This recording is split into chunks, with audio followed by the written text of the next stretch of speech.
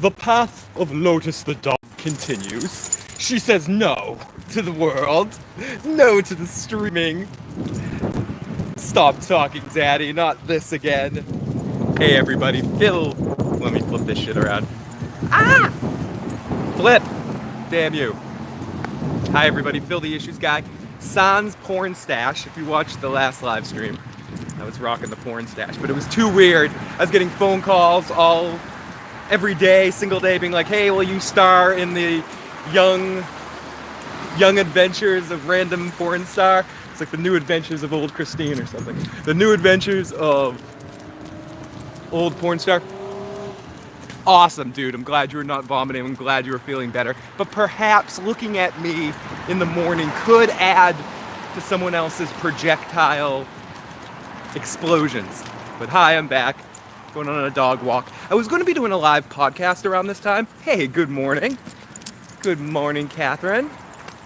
Was going to be doing a live podcast around this time with Joe Dirty Locks, but Joe was unable to watch the shows that we were going to be talking about due to some work situation. So, I decided to come on live anyway and talk to you guys. I think Joe and I will probably be on Friday, and if for some reason we're not, I'll be back on Monday to talk about Better Call Saul, and we'll get Joe on as soon as possible. He is dealing with some increased hours with work and changing of his cable situation, so he's figuring out how he's gonna watch things live. When do I think we'll get the Game of Thrones trailer? I'm guessing around January, February. Probably. I don't think we're going to see it before the end of the year. If we do, it's probably not going to be till Christmas. But I hope I'm wrong. When did we get it before the last time? I'm trying to remember. I remember driving. I guess I could look back and see where the reaction was. But I'm guessing we're going to get it sometime in the winter. Maybe we could get it this year. Maybe we get a surprise around Christmas or something. Between that, I'm saying every date except for tomorrow. We could get it somewhere in between November and December, but if I'm guessing it's going to be right after the beginning of the year. Yes! You just evacuated Myrtle Beach. I hope you're all right, Travis, as the hurricane is getting closer. How do you feel about the con going to Nashville? I'm hoping to go this year. I love Nashville. I have Thrones. We did a big road trip where we stopped at many different locations. There's a live stream on the channel somewhere, one of these goofy streams where I'm walking through Nashville. Nashville's awesome. There's a lot of really good bars, good scenes. I didn't go to the first year, but generally speaking, money pending, which is looking kind of tough, but money pending, I do want to go back, and Nashville is really freaking awesome. So I do feel good about that. Nashville's a fun city, a lot of good music, a lot of just cool vibes and stuff to check out besides just the con. Hi everybody! I'm trying to mess around with angles to make this as unbumpy as possible. I apologize for the bumpiness. The bumpy ride. Hi everybody. I also wanted to come here live and say, I've been hinting towards this or babbling about it or threatening it. I am going to be moving relatively soon. The Walking Dead may be messed with a little bit. I'm not saying I definitely will. There may be 1 or 2 weeks of The Walking Dead or in October, towards the end of October, beginning of November, where I have to do recaps like this when things are in boxes. But it looks like we're going to be moving somewhere or sometime around Thanksgiving.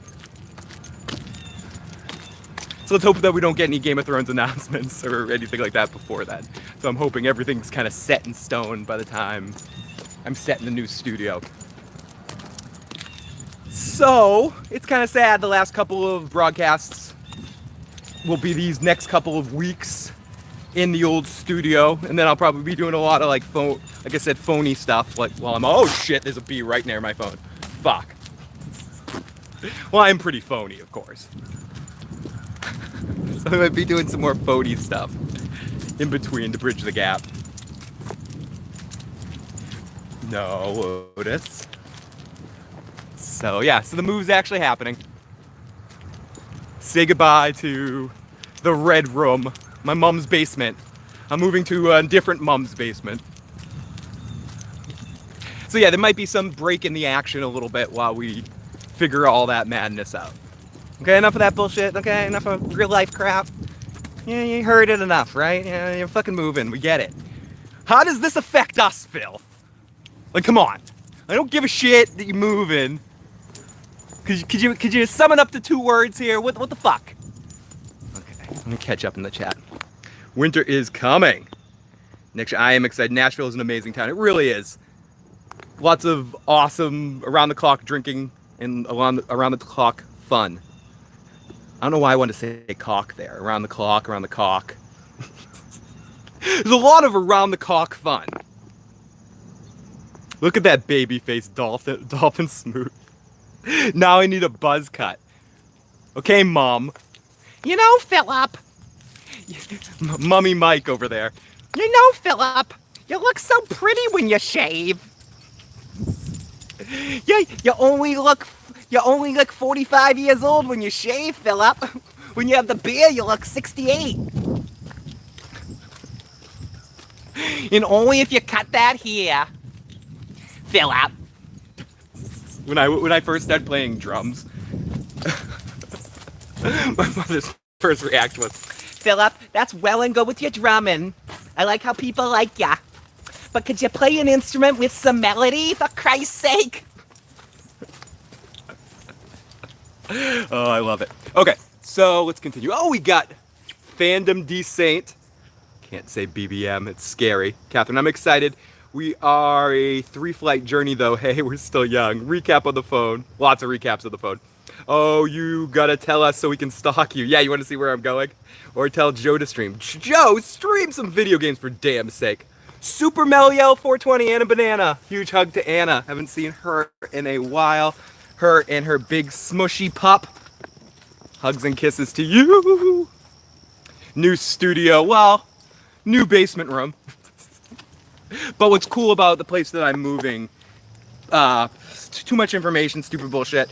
Where I have like everything now, I play music in there too. So once a week when my friend, yeah, I have friend. You're lying, Phil. You don't have any friends. Once a week when the guy I pay to come play music with me comes over, because I have to pay people. Your super chat donations and your patron dollars go to me paying people to be my friends. So when I pay my friend to come over and play music with me once a week, I kind of have to redo the room, mess everything up, and put down the podcast setup for the music setup. And this summer, part of the reason why I haven't done more podcasts is it's hot in there. We've been moving, looking for a house, but also I've been playing a lot more music. So it's like such a pain in the ass to switch the 2 studios. So now instead of one bigger room, I'm gonna have two smaller rooms. And actually a third, even smaller room where I'm just gonna hang up a green screen and have it live in there with a camera, so I can do more silly green screen type stuff, and also have a television down there with video games, so I can do video game streaming, so I can do it all from the same place instead of spread across like a disease through my house. Because whenever I do anything now, say we want to do one of the live streams with Matt, like the video games are like the live watches, I have to take all my equipment and then move it to the television room. I know, way too much, you don't want to hear this shit. But I'm actually going into around the same size, and it's very small, but the same size area, but it's going to be 3 separate rooms, so I can have one set up for music, one set up for porn, and one set up for, well, I guess this is kind of porn. No, and then one set up for the podcast, so I can easily do that. And it's also going to be in a basement. I often joke about the mom's basement, but the studio where I have it now is like right next to the same room where people hang out and watch television. So I'm actually going to be relegated to the basement area. So it should be fun. I'll definitely take you guys on a studio tour as soon as I'm in there, before I set up and as I sort of mess with everything. Keep you guys involved in the process. So you can go, this fucking sucks, Phil. We missed the old studio. And of course, there are some people that have dated us back to the first move too. When I was doing it from a kitchen table. I was doing it on the kitchen table. Yeah, I was. When I was doing it on a kitchen table. And Joe was using his phone. But yeah, blubbity blubbity blue blue blue blue. So that means Game of Thrones, the final season of Game of Thrones, will not be broadcast in the place where we've talked about so many other Game of Thrones. Which is cool. But who gives a flying fuck, right? You know, more just a pain in the ass over the next couple of months. Phil's moving to Seattle with the rest of the hippies. I'm going to start the Fraser Crane issue show. Whoa.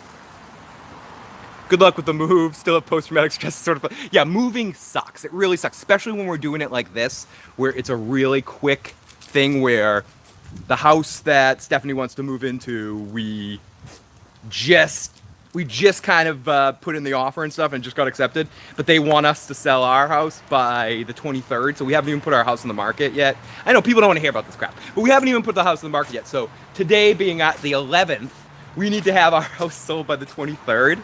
So the next couple of days we have to clean up our piece of shit house that's like in really shitty, not in shitty condition, but just really dirty because we've lived there for 4 years and neither one of us are cleaners. So we have to clean the whole thing. I have to basically take everything down in the studio that resembles weed or Star Trek, you know, just for fun. And do a whole bunch of other shit and have like an open house this weekend and next weekend. Try to sell it. So it's gonna be a fun couple of months. Zippity doo dah, zippity yay, my oh my, what a wonderful shit. Hey Andy, good puppies. I'm moving to Las Vegas, legal weed. I would love to live in Vegas. I definitely would not mind, or at least being rich enough to have a condo or a timeshare there. That'd be amazing. One day maybe. Just finished the episode. Excellent episode of Better Call Saul. Great season. Can't believe we only have 4 more episodes left. It's really sad. I know Joe. I was talking to Joe a little bit. He hasn't watched the most recent episode, but Joe's so much happier when he's watching a good show. He's like, Phil, do we have to go back to The Walking Dead? Can we just watch old seasons of Better Call Saul and Cobra Kai and live in that universe? Please. You know, I have to say, this car, very nice person. Thank you. Someone's watching me, and like the car you're gonna see go by in my back corner, the red one. Yeah, see that red one? They saw that I was live streaming, and she started smiling. She wasn't gonna let me go, but she's like, "Oh, he's doing something. Oh, he's got some like autistic shit going on. He's on cameras and stuff. What's up with this guy?" But yeah, Better Call Saul is just so much fun this season. It's so much like watching a theater show and so much great acting and stuff. Let's go. Legal weed is nice. Ounces on sale all month. Super cheap. Mike was saying that too, like $25 ounces or something. I forget what you were saying. You can go fuck yourself with those prices. I want to like stick my selfie stick in your fucking weed so I can get some free stuff now. But no, that's awesome. I hope Massachusetts gets to that point someday. Perfect. I'm from Ireland. So you have me at round the clock drinking. The fact it's illegal is just crazy. It's stupid. It really is. It's one of... I'm glad that at least the decriminalization of it is sort of rolling out everywhere. For the most part. I mean, there's still some places that don't have it, but it just seems like one of those obvious things to me. But, whatever. I mean, I'm someone that's... What were we talking about? Where am I? What path, dude? There? Okay.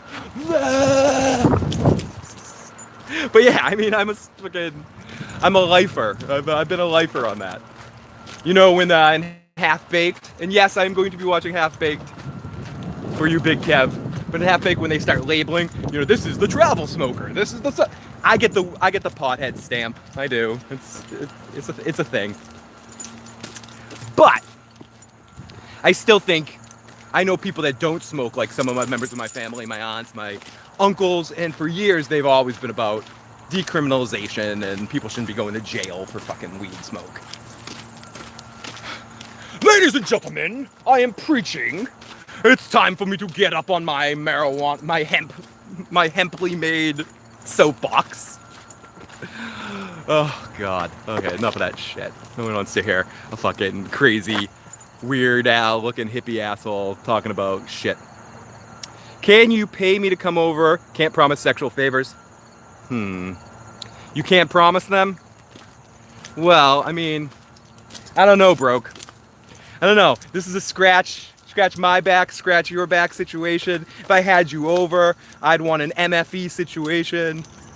Oh no, a BFE situation, motherfucking situation. What am I talking about? A boyfriend experience going on here.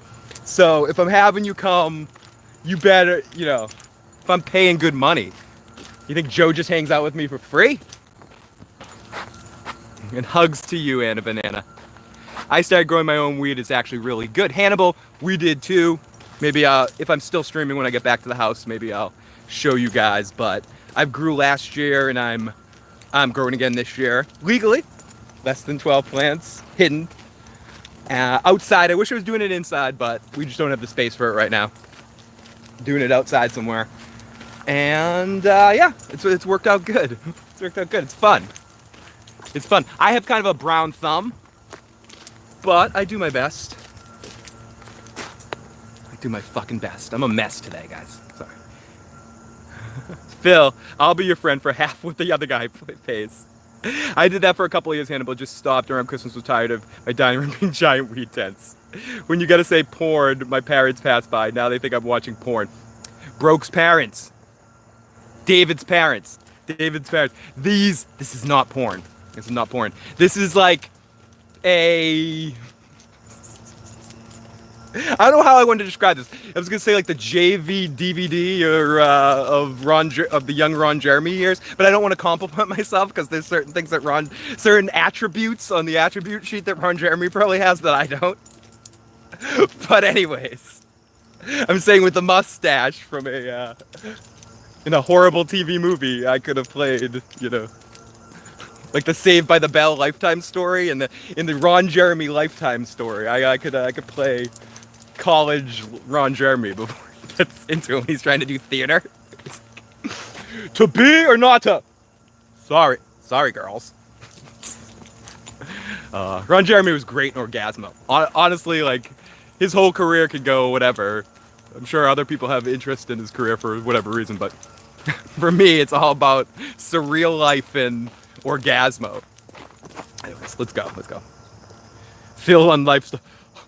Welcome to This Is Robin Leach of Lifestyle. I can't do it. See, this is one of those weird things that it shows how old you are. There was a point in time where sorry, I got interrupted by a text message, so I lost my train of thought. There was a point in time where I would definitely easily be able to do a Robin Leach accent because I've heard it so much. But right now, all I know is, "Hi, this is Robin Leach. Lifestyles are rich of us." It's horrible. It's horrible. But Robin Leach was the voiceover on Surreal Life, I believe, too. Like Joe. I hope my move goes okay. Thank you, Jimmy. It's gonna be a little annoying, but it'll be cool in the end when in the beginning of November, or the end of November, beginning of December, we're all hanging out in the new studio. Doing the welcome to the new studio podcast. I'll be happy at that point in time, but right now I'm like, oh, motherfuck. I'm in the bush now. Fuck. Bloody fuck. Oh, and I apologize to anyone that tuned in late after the Better Call Saul podcast. I got very drunk. I hadn't drinking in a couple of weeks, or a long time, like really drinking. So I got a little buzzy, and by the end of the night, I started singing karaoke. No, this really happened. I think I did like 5 or 6 karaoke songs, very horribly. I listened back. I'm sorry. But it did. We should have karaoke night here on the Issues program. I'm not sure how we'd arrange it to be able to have you guys call in, but yeah. We need to figure it out. Let's go. Oh shit, stop it! Can't believe you only have 17,000 followers. Should be 17 million. Well, I agree. Can't disagree with that logic. Hopefully one day we'll keep being able to grow. Or hopefully we will keep being able to grow and get a percentage of that one day. I'll settle for 100,000. Let's do that. Let's go for that first. Or 50. But I do appreciate that. And the only way we keep growing is by you guys spreading the word. I'll keep doing what I'm doing if you guys keep pushing it. So I do appreciate it. Ah! Lotus, I know you hate this crap. 11 days to sell it to 12. Yup. Sorry, I'm rewinding time and didn't get to these comments at first, but yes.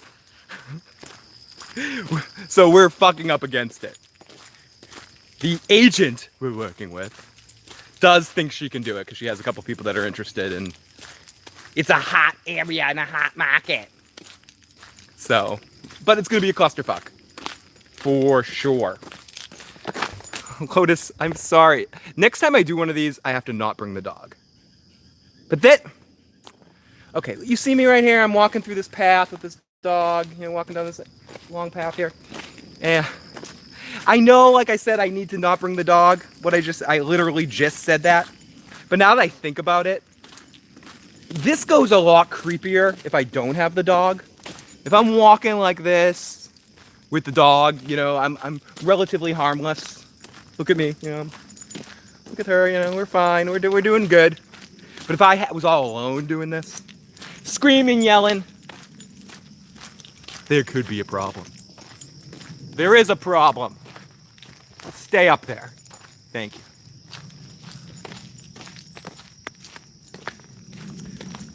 Let me go back to this chat. Stay. That's a selling point. See that room where Phil smoked lots of weed, then watched The Walking Dead? That's gonna be worth an extra 30. You guys want to live in the area where Phil passed out? Where Phil got drunk and played the conga solo? Where we all watched Hard Home together? Please make an offer. That's how you guys know you love The Walking Dead if you guys still review it. I'm sorry, $25, $26.25. Fuck you, Mike. I'm the enchantment smoker. You ever watch Phil on weed? I did hear Henry Cavill is out as Superman. I know he's in as The Witcher. I'm not familiar with The Witcher, but I'm actually hoping a friend of mine brings me The Witcher 3 to play. I've never played any of the Witcher games, but like 20 different people have said, you have to play The Witcher 3. So I'm making an effort to do it by having one of my friends who says he has a copy that he loaned to someone to return it to me. So I'm going to be playing that. But so I know maybe since he has a different franchise now and he's familiar with how that's going to work out, he's sort of giving up on it, and the DCU is a horrible piece of shit mess. I mean, even if you want to argue that some of those movies had some merit... sorry about that, everybody. Even if you want to argue that some of those movies had some merit, the universe itself is is horse shit. And I think they picked the wrong person to initially run it. I'm not a big Zack Snyder fan personally. I think there's better people you could have picked to run a universe like that, like Bruce Timm. I'm such an asshole. I'm such a mega DC animated universe fanboy that anything bad that happens to the live DCU, I'm morbidly excited by it. I'm like, that's because you didn't do it like Bruce Timm did it, dickhead. But I guess it does give us hope that some of those franchises could be done in interesting ways in the future. And I hope they don't just try to like recast Superman, or at least you could have told them he wanted to leave before they brought him back in the last movie, and then you could have kept that universe with a sans Superman or something. But I'm not emotionally invested in that enough to care too much, except for the hope that I like a lot of DC stories, and now maybe we can try to start over and do, but I don't think it should be a reboot of the universe. I think stuff like that works when it works, but there's nothing wrong with individual movies. Where do we lose track of that? Why does everything have to be a universe? I appreciate things having checks and balances, and I know we're reaching an age where I would even argue that the superhero, or I think a lot of people would argue, the superhero genre is getting a little played out, and we're kind of reaching that point where people aren't going to be as interested in like long-term stuff. So why not just try to make a couple of really good movies?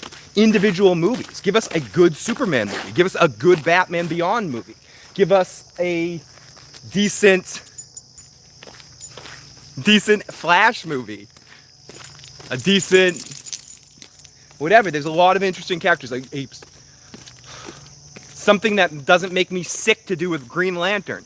But do it as an individual thing. You don't have to combine the universes like Voltron. In fact, don't do any more Voltron movies either. But you know what I mean. I think there's one-off stories that could be done very interestingly in a live visual medium. You could bring Michael Keaton back for a Batman Beyond movie. Like, why haven't you done that? Bring Michael Keaton back into your universe. I think that's, if we're talking Batman, I think that's the Batman thing I most want to see at this point. Because I think, like, the main story of Batman's been done so many times now that they need to do a big change on it if they do another reboot or soft reboot of a Batman universe thing. So I think Beyond works really well, especially if you bring back Bale or Keaton, preferably Keaton, because I think old Michael Keaton could be a very good old Bruce. But whatever. I'm just spitballing. How do I feel about it, really? Meh. I mean, I think Henry Cavill had the potential to be a decent Superman. I think they fucked him over in those movies. And I know some people really like Man of Steel. I did not. Did not like Justice League. Did not like Batman vs. Superman. Liked Wonder Woman. What other movies are in that fucking universe that I haven't seen yet? I didn't see Aquaman was out, right? Did Aquaman happen, or is that happening? I don't see. This is where I'm an idiot. I'm a television guy. I'm like, did Aquaman come out or not, dude? I don't fucking know. I didn't see it. No, it came out like a little while ago. Let's continue. What's good? We got Mike. We got Hannibal. Good to see Hannibal. Motherfucking afternoon chat. Hey, Just Chris. Great to see you. It's porn for me. Have you seen? What's up, Tim F? What's up, Johnny? Chowder boy. Yeah, Chowder boy. I just want to walk around with a cock in my head. I was Chowder boy for one Halloween. Here we go. Let's move. We have someone crossing. I would help you move, but I live in Pennsylvania. That's very sweet of you. I do appreciate that. The karaoke show was effing amazing. Well, it will not be the only time we do the karaoke show. Metallica karaoke. Yeah, I did Metallica. I did, what did I do? For Whom the Bell Tolls? Never apologize. Okay. Not apologizing. In fact, karaoke will be back. I guess I mean that it shouldn't have just been me. We should do karaoke with other people too. I have a truck. I'm in Texas. That's awesome. That'd be good because the streams will be longer because Phil reads the chats. Phil reading 1 million of people in the motherfucking chat would be epic and hilarious.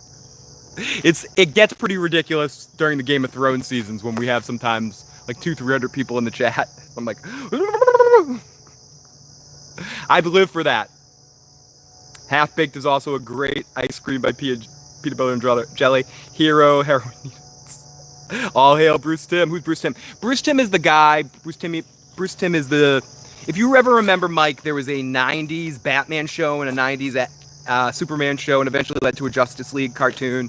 And these were all cartoons that were on Warner Brothers cartoon series. Batman Beyond's in the same universe, and then recently there's been a lot of movies, some straight to HBO, straight to video, some that have been in the theater over time, like Mask of the Phantasm. Red Hood is one. Sub-Zero. There's a lot of movies made after the series have ended, but basically he's an animated, a showrunner that does animated takes on Batman, on the DC universe. And to me, him and his team are the best visual understanding of superhero stuff on screen. Better than any of the movies of live action and better than any other animation. I'm a ridiculous fanboy of the Batman animated series. And I'm not even a huge Superman fan of the Superman animated series. And the original Justice League, and Justice League Unlimited was really well done as well. But I prefer the first 2 seasons of Justice League proper, where they were hour episodes, and they were a little darker, a little less for kids. And when Justice League Unlimited came out, they brought in the whole DC universe, which was really cool. That you'd see the Arrow show up, or you'd see all these random characters that you just never even knew existed, or hadn't heard about in a really long time. Like, they did some deep cuts of some characters. But I still like those first 2 seasons. You had the Joker on those first 2 seasons where there's a contractual problem with the show The Batman after that, where they couldn't have the Joker in that universe, played by Mark Hamill, and it was really disappointing when they took the Joker out of it. But I digress.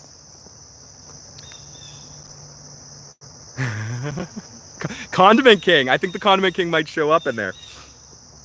I haven't seen the trailer to know it's trash. What's up? Hey, Jay. Great to see you, buddy. Great to see Jay, who was around for my karaoke nightmare. Yes, I didn't watch any of those cartoons, but I read some wikis on the Batman animated movies.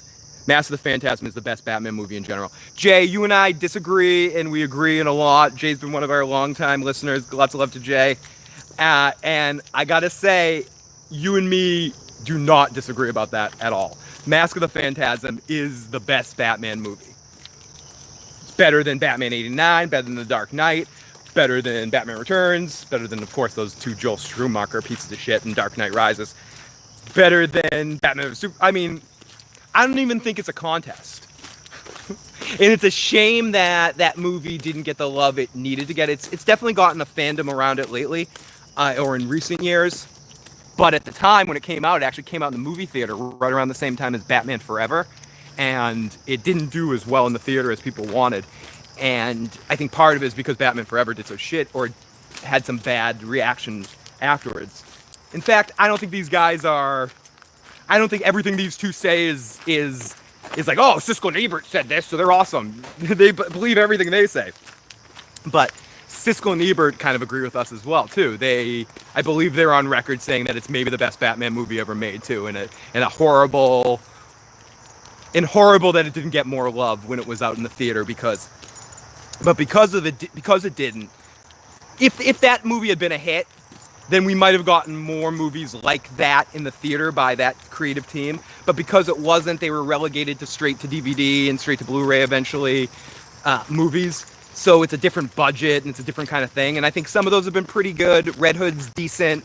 Dark Knight Returns is pretty good, even though I don't like Ben Linus as the Joker. And First Year is really good. I like First Year.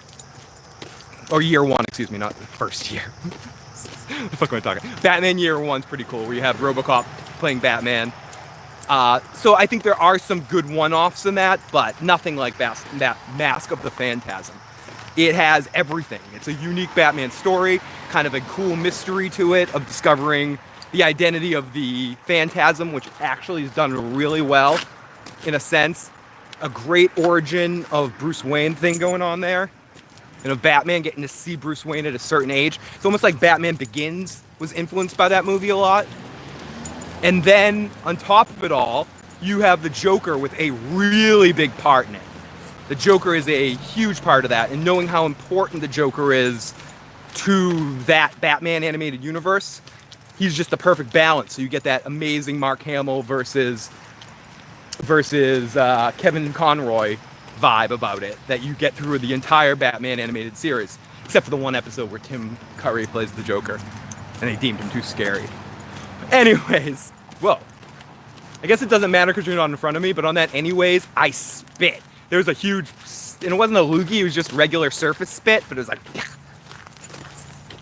let me stop again, catch up. But yeah, those DC animated films are greatness, and I agree with that. Most of them are really, really good. There's a few that are meh, but like I think for the most part, they're all more good than bad. And yeah, I love a lot of them. The Wonder Woman one is really awesome too. As much as I really love the live action Wonder Woman, and I think it's a really good movie. I'm not taking away from it, but there's an animated Wonder Woman movie in that universe that is exceptionally awesome. And I always loved their take on Diana. Yeah, there's a lot of Batman stuff that's really cool in that universe. Boop. Let me scroll. Who was in the mess? It wasn't Talia. It wasn't Talia. It was. I don't want to spoil that movie, but it's Roz isn't in that story, or Raish isn't in that story. It's somebody else. But it is an outcome similar to that. I will say that. Yeah, Killing Joke first half, I agree, was fucking useless. Justice League Doom is awesome. I'll have to check that out, Jay. I have not watched that. No, it wasn't Talia. It was some other chick. It was... Oh, God, I forget her name. But I don't want to... It's a separate character altogether who does... They do have her show up at other points in time in the Justice League Unlimited. I believe she shows up at 1 or 2 times. Like, you just see her pass through. So it is connected to that universe. But Mask of the Phantasm, I'm going to talk lightly around. I know it's been out for fucking a billion years, and so it's like there's really no spoilers after a certain point in time. But and it's still it's not really about that mystery. It's more about the stuff you discover and you see Batman go through. But check it out if you haven't watched it. It's pretty easy to find. I want to say there's like even versions of it on YouTube you can find pretty easily. So it's been out forever. Check out Mask of the... Shut this shit off and go watch Mask of the Phantasm. Hey, Jay. Yeah, I read about that. Wasn't there some awkward sex scene with Batman and Batgirl? Mark Hamill was the best Joker. The best Joker. I would not have minded seeing him play the Joker live. I don't know how it would have worked. But you almost get to see him do it on the Flash TV show, which isn't tremendously the best show in the world, but Mark Hamill's really awesome on it. And you get to see it in Jay and Silent Bob when he plays Cockknocker. He kind of is doing the Joker voice. But I think it's really... I was going to say it's lucky for us that Mark Hamill, but it's so interesting to me whenever you watch that universe that when you see the Joker, that it's Luke Skywalker. It's just a cool vibe. And I will say it straight up, it is the coolest thing Mark Hamill has ever done in his career. Yep. I fucking mean that. And as cool as Luke is, how I should say this, cool, it's the best thing Mark Hamill's ever done in his career. Cool is a subjective term. But I think as effective as Luke Skywalker was in those first 3 movies, and then whatever you want to say about him in The Last Jedi, a different discussion for a different day. Mark Hamill's Luke was never my favorite character in Star Wars. Aunt May, was he Spider-Man? You're holding me back. Like, people complain about Hayden doing the Obi-Wan's holding me back. But Luke's pretty damn whiny in A New Hope. I'm not saying it's the same level, because Mark Hamill's just a better performer than Hayden Christensen is. But people romanticize Mark Hamill's performance. He was still learning how to do anything, though. So you see that head shake? That was because there's a bee next to me and I'm allergic to bees. Want to see me go all Macaulay Culkin live on camera here? But the Joker is just pure quality. That's Mark Hamill destroying it in every possible way. So, yeah.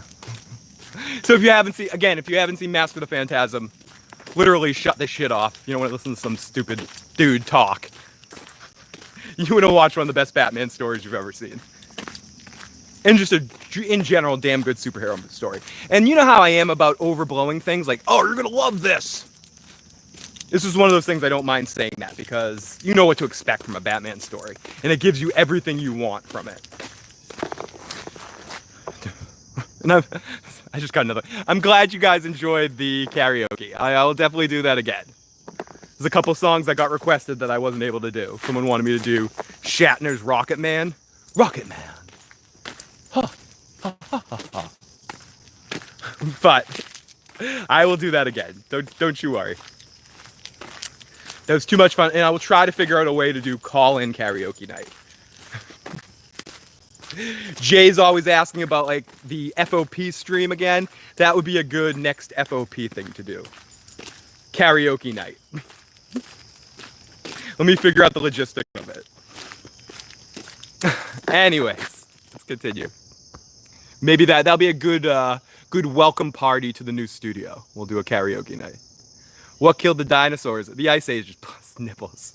Batman Forever wasn't bad. Jim Carrey is awesome in that movie and makes it watchable and engaging. I think what's engaging about that movie, and I agree with you to a certain extent, I think because of, and this is my opinion, you might feel differently, because Batman and Robin was so horrible, Batman Forever gets a lot of flat back hate.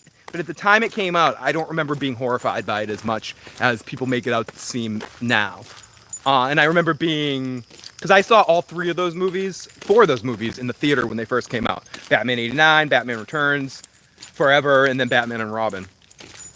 And there's only one I was disappointed walking out the theater of, and that was Batman and Robin. The other three, I generally had a good time watching it.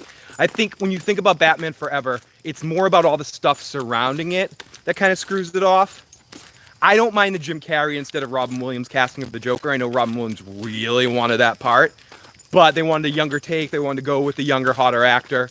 Robin Williams has a funny quote about that where he says, yeah, if anyone ever calls me for Batman again, they can go fuck themselves. Because this is the second time I've been fucked by a Batman situation. Because he was actually slated to play the Joker in Batman '89, and then they got Jack, and they were like, yeah, fuck you. And then he was slated to play the Riddler in the second Batman movie, or in the third Batman movie, and they said, Jim Carrey, come here. I do think Robin Williams in a perfect universe could do a really good Riddler. I don't know if that's the best Batman villain for him. I would almost think a Mad Hatter would be really good for Robin Williams in his prime. I think he would do a very interesting Mad Hatter. But I think Joker and Riddler are too specific to their character traits. And I think Jim Carrey worked pretty damn well as the Riddler. And I think he's the highlight point of that movie.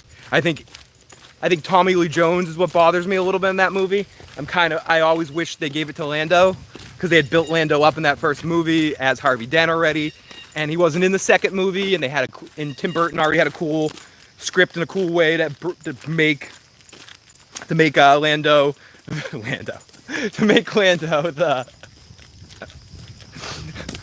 Two-Face, and he was going to be like a major villain in that movie, similar to the way Tommy Lee Jones was.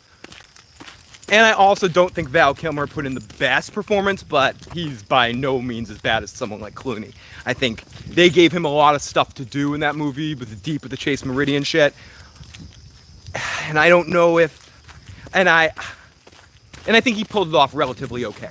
The original concept, though, if you kept Jim Carrey in that role, Michael Keaton had stayed on in the movie, and you had Rene Russo in that part, who was the original actress cast in that role instead of Nicole Kidman. And I like Nicole Kidman, don't get me wrong, but at that point in time, Rene Russo, she was in Lethal Weapons, and she was also in Tin Cup.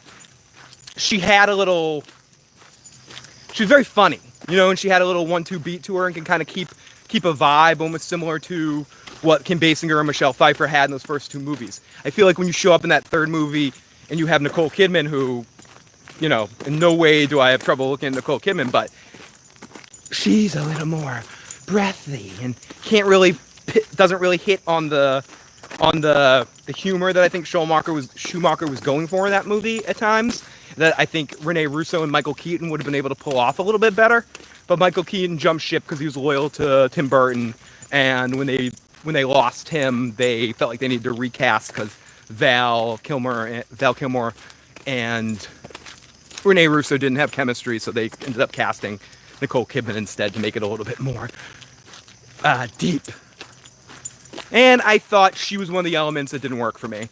And I think Tommy Lee Jones didn't work for me, and I think Val Kilmer didn't. I think Jim Carrey was good enough to carry that because it was in the height of the Jim Carrey-ness, where he had just done Ace Ventura, The Mask, and maybe he had already done Cable Guy at this point.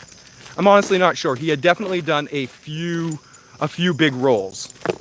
So I'm not exactly... So it was kind of like another brick in the wall of getting to see him be Jim Carrey. Excuse me for 1 second. We're dealing with a puppy situation. Lotus is like, there's another dog. Hey, there's 2 other dogs. We're gonna play No, Lodi. Come on. Stay with me. Stay with me, baby. Hi, guys. We have to chase a bunny. Sorry. Oh, that's okay. That's okay. She's like, I'll get the bunny for him.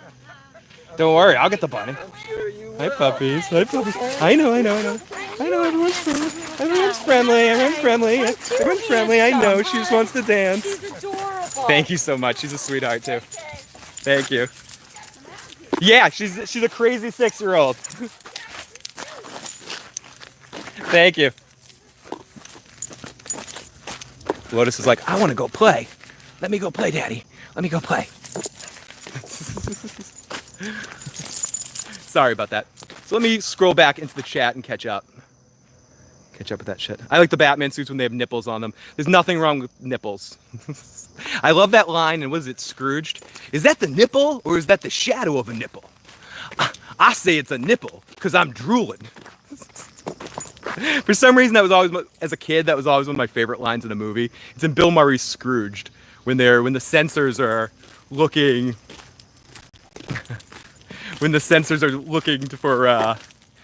for some of the Rockette outfits that they have on there. He goes, I can't tell if it's a nipple or a shadow of a nipple. And then the old dude smoking the cigar, working the desk goes, you know what? It's a nipple. It looks like the censors got me. Oh, is that nipple line in Eddie Murphy's Boomerang? Sorry, I missed some of the chat, so I'm back at the beginning again. Boomerang's an underrated Eddie Murphy movie. I think that's the point in his career where Eddie Murphy's movies start going a little downhill for me. It's right after that. I think Boomerang's the last great one. Look at all the mushrooms. The mushrooms on my inside coat. Look at the mushrooms there. Val can be a Popeyes. Bye, Mr. Saint. Great to see you, motherfucking chat. I think everyone was just trying to be Jim Carrey, like Two-Face guy. He should have been more serious to counter Jim Carrey's acting character. Jay, you were fucking spitting knowledge today, dude. I agree with you. I think everyone was trying to match his sense of energy, and that was Jim Carrey at the apex of his rise, and everyone was trying to match that crazy energy, and instead you get Tommy Lee Jones, who's a really good actor and really good in some roles, and can understate things extremely well. Basically just yelling at the camera and not being Two-Face, having that coin flip aspect of it, but really he should have been showing legitimately two sides of his personality, a calm side and then the ragey, crazy, murderous side. And I just think that wasn't as effective as it could have been. And I think more than Batman being recast, the change in director, I think Tommy Lee Jones's performance hamstrings that movie a little bit. Sorry about that, everybody. I'm in love with Harley Quinn. I can make it work. Okay, Mr. J. You got that, Mr. J Moravsky?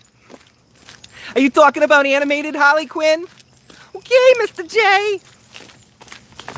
Oh shit, Lotus, stop. Lotus bringing me down some dark paths today.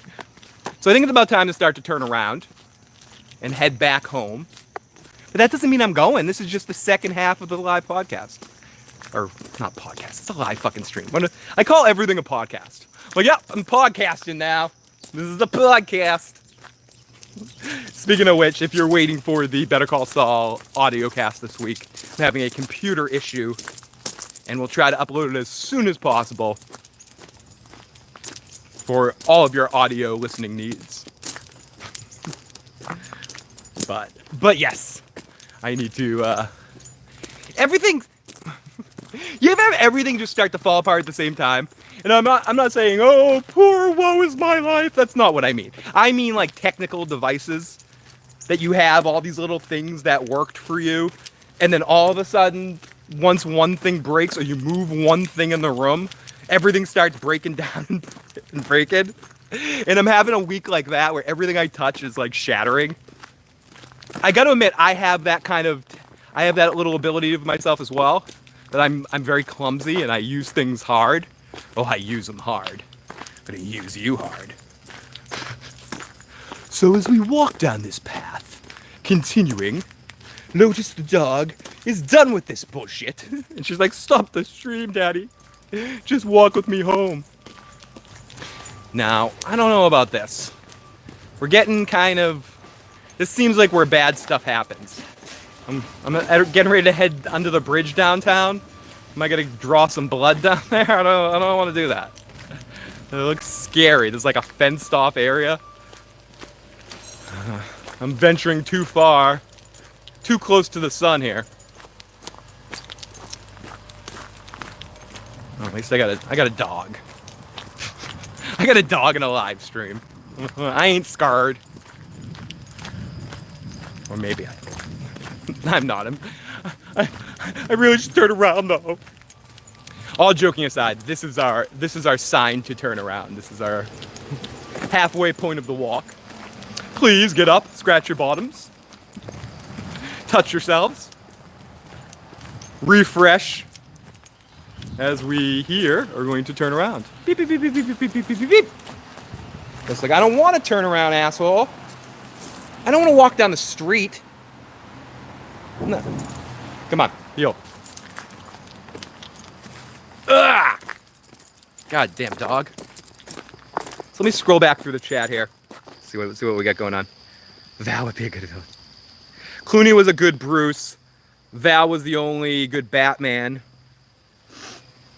Val was good Batman. Michael was the only one that could play both. I think Val was a pretty good Batman. His eyes were good in the suit. I think Michael Keaton played both well. I think he played Batman better than Bruce, though.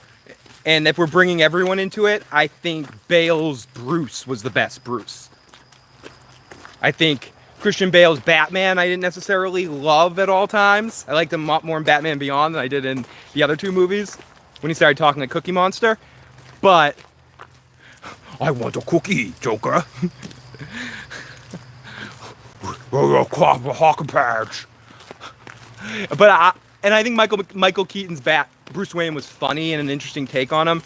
I would have liked to see how, but he was leading up for that third movie. I would have liked to see how Michael Keaton would have handled the emotional shit that gets dealt with in Batman Forever when he deals with being afraid of bats and more of the foundation of his role as Batman. Where a lot of that went to Val Kilmer, which is cool. Because Val Kilmer can play that emotional stuff pretty dang well. But I still miss it. You know, I still miss giving Michael Keaton the opportunity to do that. Because I do think he could have done it pretty well.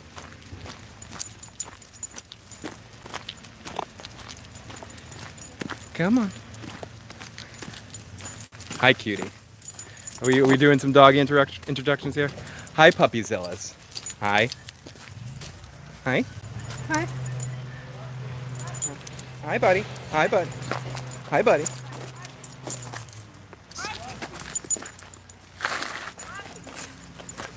Come on, baby. That's okay. Come on, sweetie. You guys are getting to see some interspecies erotica here, right? You want to walk by? Yeah, let me walk by. Hi, puppies. Oh, no. Hi, cutie. Hi, do a little butt sniff. I mean, everyone's friendly. Hi, sweetie. Come on. I know you want to play. Sorry about that, everybody. Everyone that was hoping to see some sort of fireworks, they don't. Lotus would just run around in circles and be a goofball. But John Candy would have been a good penguin. I think John Candy would be good in anything he did. I think it's interesting, speaking of John Candy, that in the original treatment of Ghostbusters, and even late into the process, he was Rick Moranis' character. But I guess he had too weird of a take on it. There's a lot of videos you can find in the making of Ghostbusters stuff that show you a lot of the concept art of John Candy playing Louis Tully, which I think could have been cool in a weird way. Major League, great movie. Just a bit outside. Tried the corner and missed. Ball 4, ball 8. I did get mugged. Almost.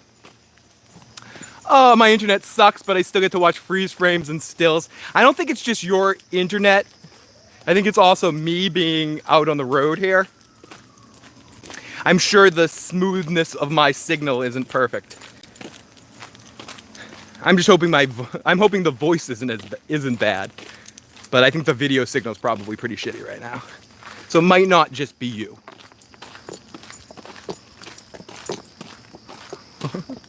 Lotus is the issues dog. Ow! Fuck. Oh, a totally different kind of entertainment value to the still shots. I agree. The Distinguished Gentleman came out the same year as Boomerang, and I thought that was awesome.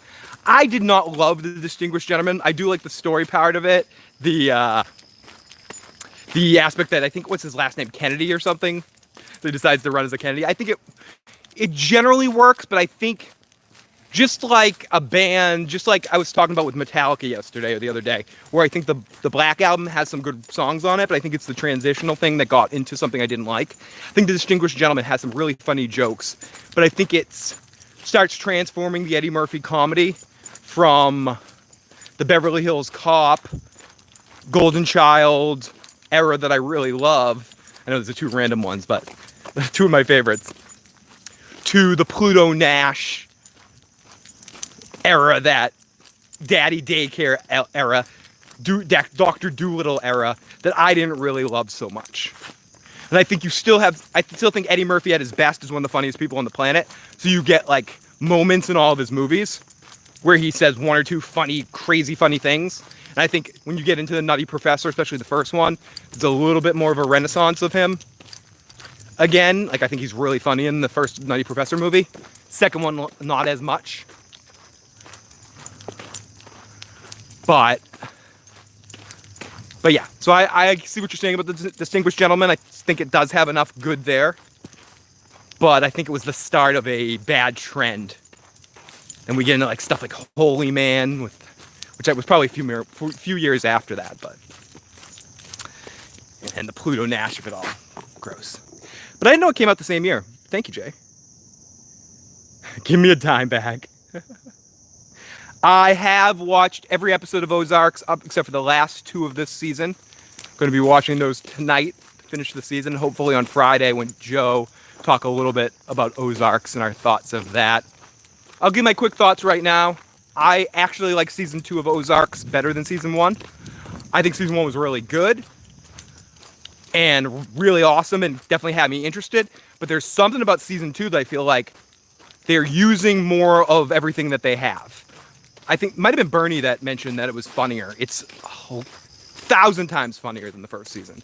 And I'm not saying that that's big. That's like, it's something better be funnier. I'm not going to be into it. But I think when you have Jason Bateman there, you need to use his straight man comedy skills.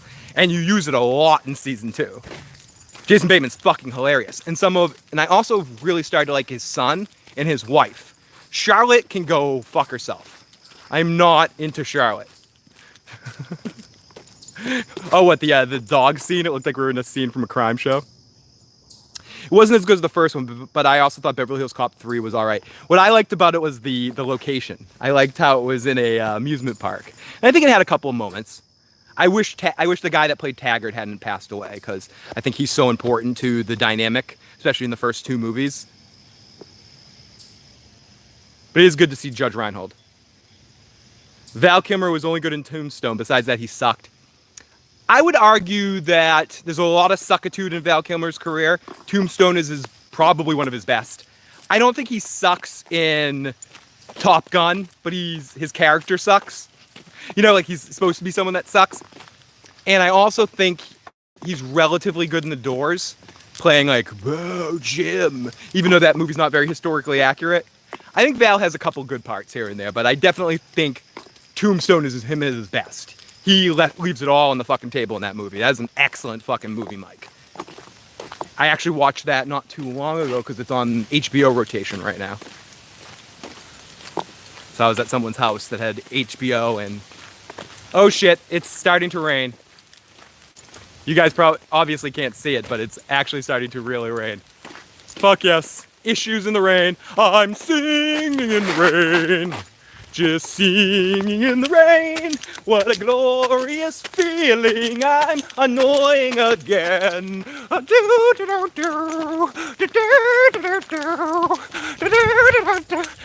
Everybody, clap your hands. We're gonna run home. We're lambda, lambda, lambda, and omega mu. Enough of that. I'm not going to be able to keep that up. Stephanie's running a half marathon on the 30th. I'm like, I can't run 5 feet. I'm like, oh God. I feel like I could walk like 50 miles if I had to, but I don't think I could run a half a mile. Or jog a half a mile. I'd be like, no. But I don't know. You guys that watch the live streams often know I just randomly break out and jumping around like an idiot for 5 minutes, so perhaps I could.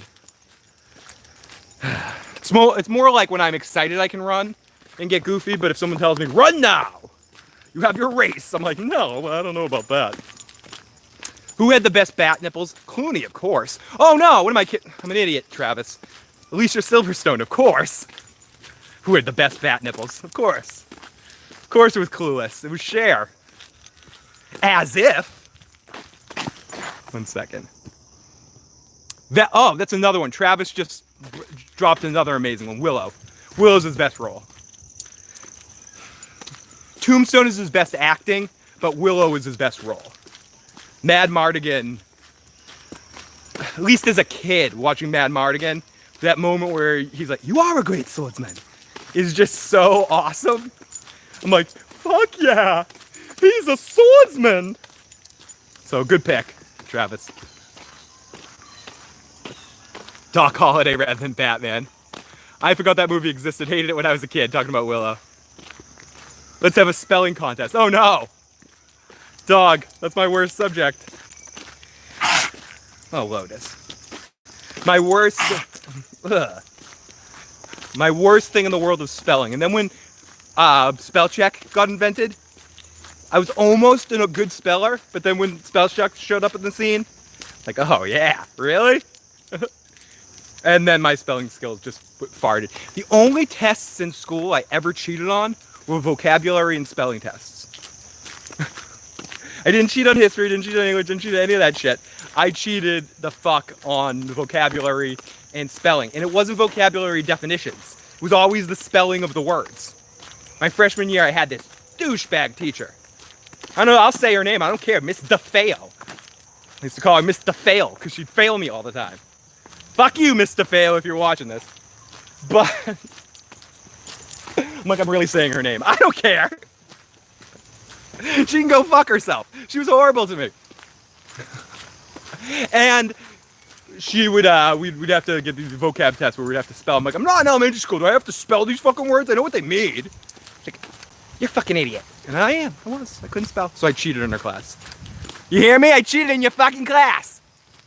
I used to write the spelling words on my fucking hand. Fuck you. Right here. Right here. You can still see it. You fuck. Sorry, I'm walking past the school. I should probably stop swearing. I'm walking past the school. I should probably be like, heck, golly. Roddy golly. Let's see. Let's have a spelling. ENCYCLOPEDIA. That's my big word. I can spell encyclopedia. Yay. I see Vert Fury has a good point. He'll always be known as Doc Holly. I loved it. It freaked me out. That's why Leprechaun Warwick Davis still works. A doggy single bar? Yeah, we were about to have some doggy style going on there. He was an Ewok. He was the main Ewok too, I believe. Yeah. Yeah, Warwick Davis's career spans a lot of stuff. He was also in, oh shit, what? He's been in a lot of stuff. He was in a big show too. I feel like I want to IMDb Warwick Davis right now, but he's been in like a ton of great stuff. He's had an awesome career. Smooth, like a baby's bottom in your face. And he was supposed to be in Ghostbusters if they got the schedules worked out. He would have been in the #1 and #2 of the same movie the same year. Yep, Eddie Murphy was supposed to be Winston essentially. So yeah, that's 100% true. There's a universe where Ghostbusters would have been John Belushi, John Candy, and Eddie Murphy instead of Harold Ramis and Bill Murray. Personally, I think Harold Ramis and Bill Murray add so much to the layers of that movie. I'm a Belushi fan. I'm a John Belushi fan in all those movies. I don't know if Ghostbusters would have had the same magic without Bill Murray and with John Belushi instead. You know, I think John Belushi could have been very funny in that movie, and I would have liked to see the original script, but I think Bill Murray and Harold Ramis coming in to punch up Aykroyd's script a little bit added some sort of something to that movie. But I don't know, I still think it would have been a great movie. And maybe even better, maybe better and worse. I'm playing the weird what if game. It's almost a fun what if game to play. To think about that Ghostbusters movie and all the what ifs around it of the actors that could have been in it. Yeah, Eddie Murphy would have been great in that.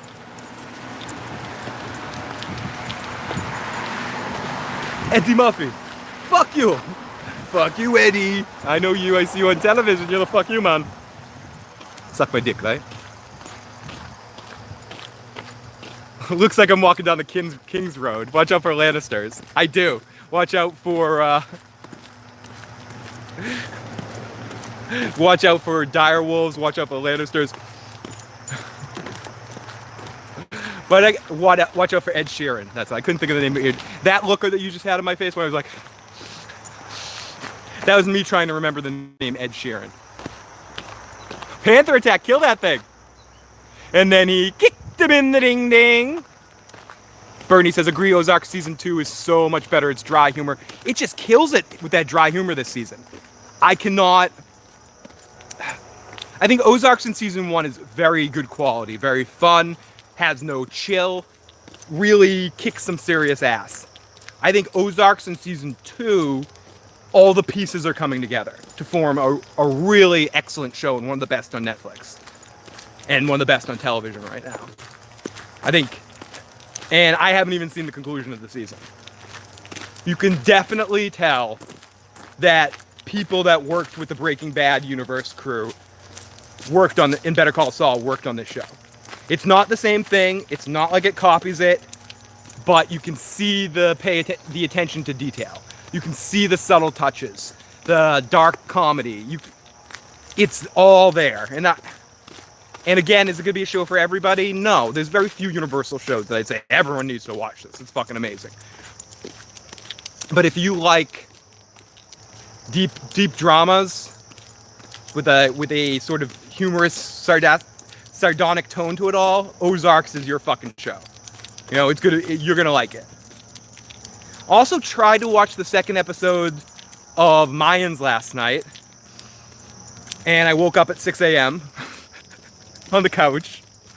So I don't know if I liked it or not. I know that in the first few minutes of the episode, I passed out. So I don't know what that says about Mayans, that in the first 2 episodes, I've sort of fallen asleep to them.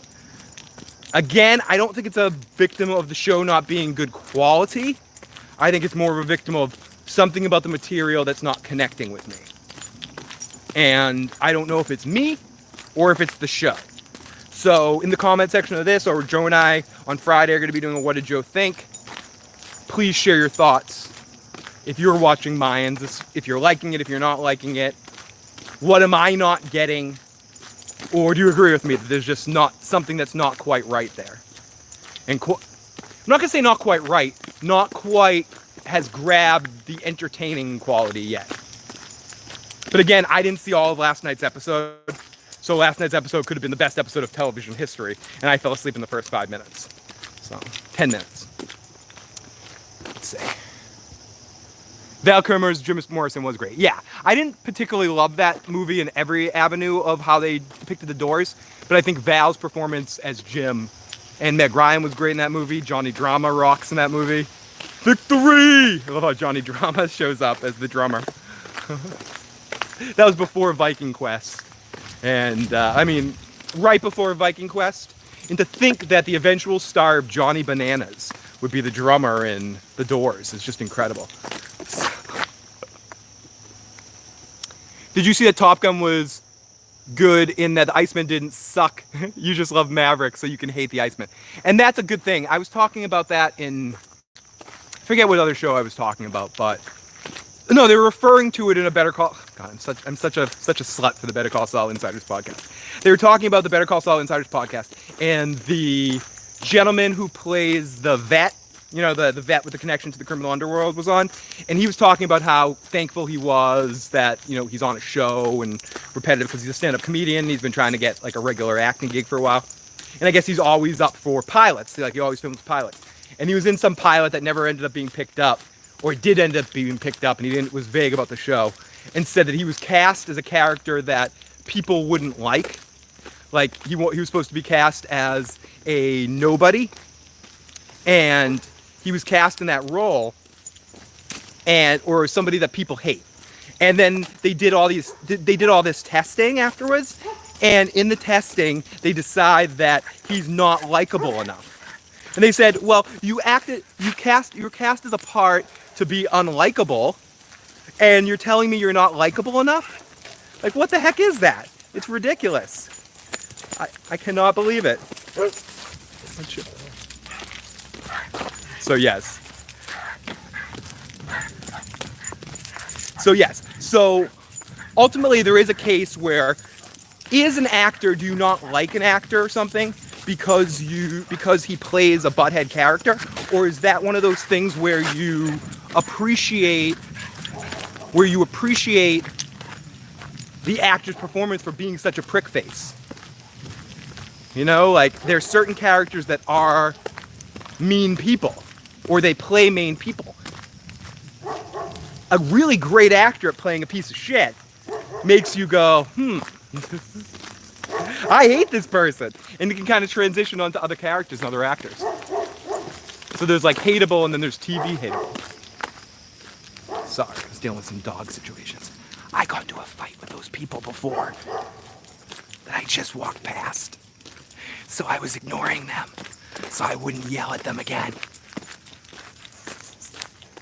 They were very rude to me. And I told them to go fuck themselves.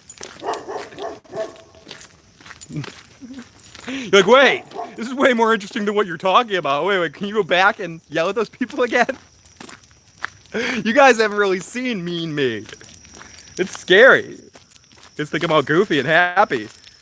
God, you don't want to see the dark side of me. And maybe a couple people have. I think, it's not pretty. Anyways. The rains, the Top Gun sucked. Oh yeah, it sucked. It sucked in that 80 movie awesome way.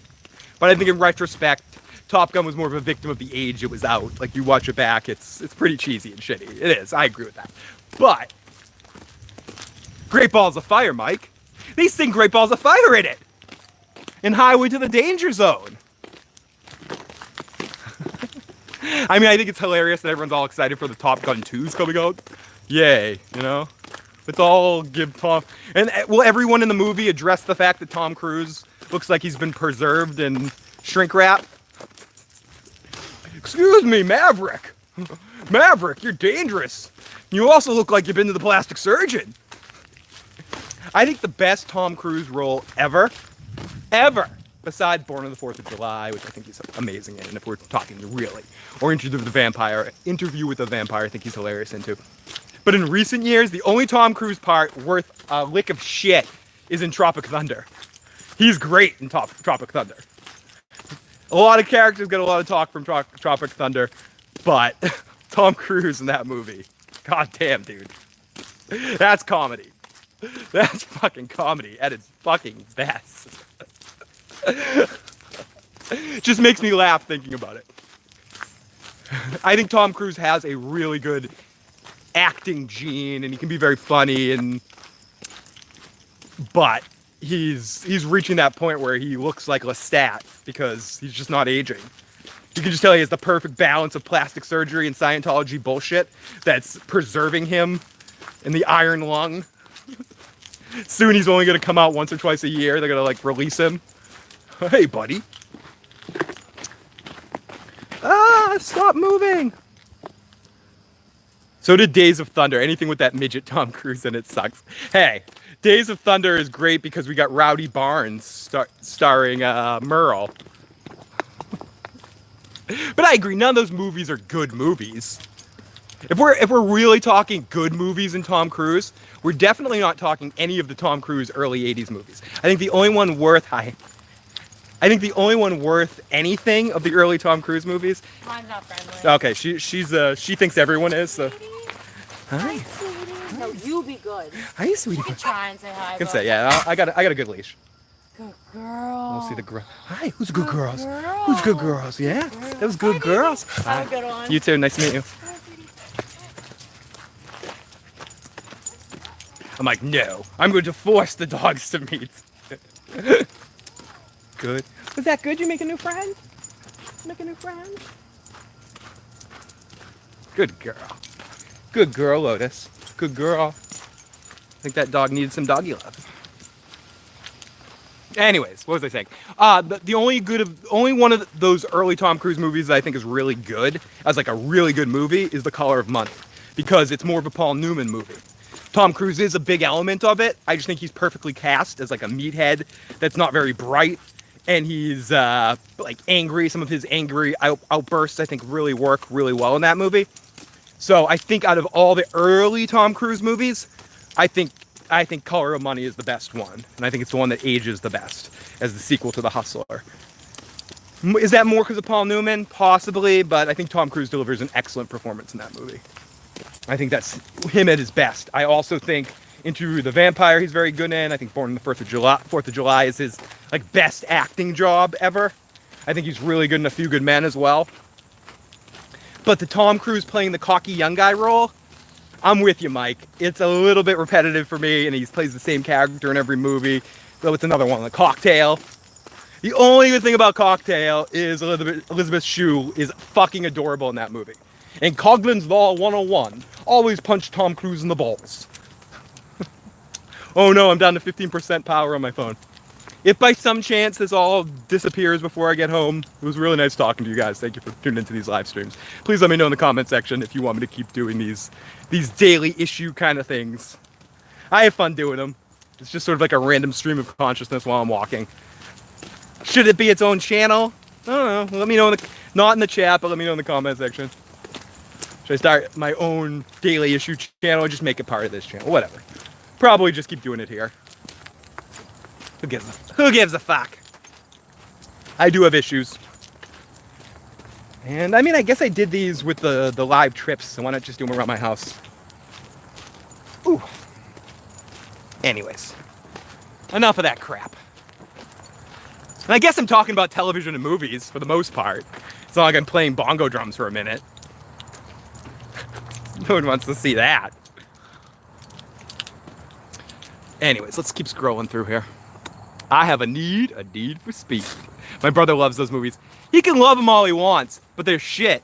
It's like, I say this to people all the time when they like shitty bands. You can like your shitty band all you want. Doesn't mean they're not shit. I like shit too. I love shit.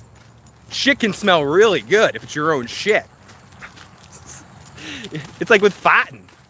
You know, most people like the smell of their own farts. You don't want to smell someone else. Like, I like shit. I love Beverly Hills 90210.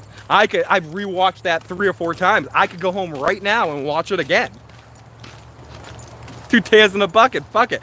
I can't get enough Dylan McKay. When Dylan loses his money and he goes down and searches for his money and has to win it back. Oh, God, Nat, the Peach Pit. Please. Young Jenny Garth? Golly. Young Brian Austin Green rapping and dancing? With Babyface, no less? Please, give me more of that. But I'm under no illusions that it's not shit. That I don't like shit. I watched Survivor. I've been watching Survivor since day 1. Since it premiered in 2000. And we had, and I saw Rudy Bosch, if anyone knows what the hell I'm talking about, come on the beach and start talking shit. I was like, I'm watching this. This is funny. And it just kind of hooked me. And to the point now that I've watched every fucking stupid episode of that. Is it always perfect? No. Is it shit? Am I going to try to rationalize that I watch great? Survivor's good. You don't realize. It's like a great game show. No, it's shit. I watch shit. And it's my shit. I like it. We all have our shit that we watch. Let's see, I'm crossing the street. This is where I've almost been hit.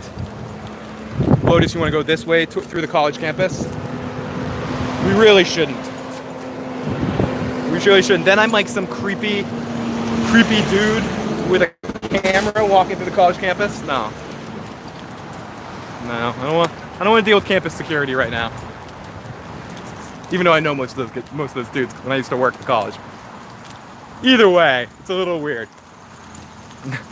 The one time I got in trouble at college before was because I was running around with a camera in the main area. People were like, you can't do this without a license. I'm like, okay. So I won't do this without a license.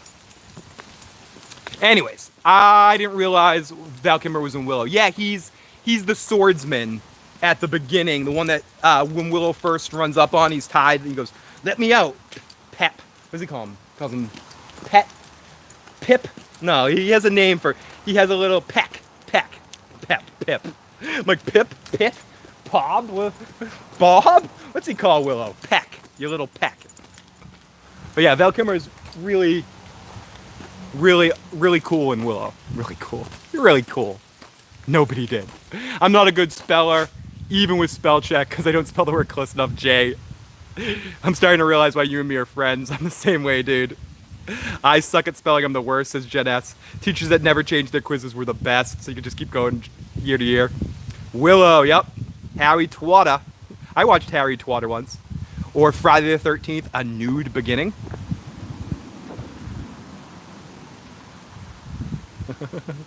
Wicket the Ewok. Yes, Wicket, that's who he played. But he also, isn't he in some like carnival sort of show or movie where he's like sitting on the back of a truck smoking opium with somebody? Like, I'm trying to think, like, or is he in Ray or something? Like he's in some random movies in the last 10 or 15 years too. I want to pick up Warwick Davis's IMDb page, or maybe I just need to do a new series on the channel called Exploring the Actor, Underrated Exploring, and Warwick Davis, and just talk about all of his performances or something. He might be a good pick. That's not a bad idea, but because so many actors don't get videos dedicated to them because they're not prime actors. I'd love to do someone like Warwick Davis, someone like Ernie Hudson as well. We were talking about Ghostbusters earlier. Ernie Hudson's has one of those amazing careers in so many little acting roles that he's just killed it in. But he's so understated that you don't always think about it. You know, he's in The Crow, in frickin' Oz. I mean, I'm saying just those two parts are two big iconic roles that people don't necessarily look when they think about Ernie Hudson. They think, oh, he's Winston. You know, and he's been in so many little bit parts here and there, and it's always just excellent in those roles. Let's continue. Every Star Wars movie since Jedi.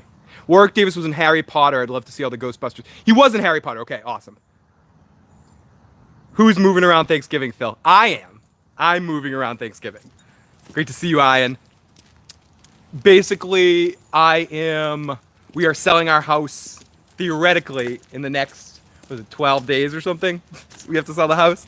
And then we're going to be packing everything up and moving basically we're going to be moving in on Thanksgiving. A couple days before, a couple days after. That's still, the closing date is still fluctuating. So I am moving. And a lot of the Walking Dead might end up the beginning half of the Walking Dead season might end up being phone streams.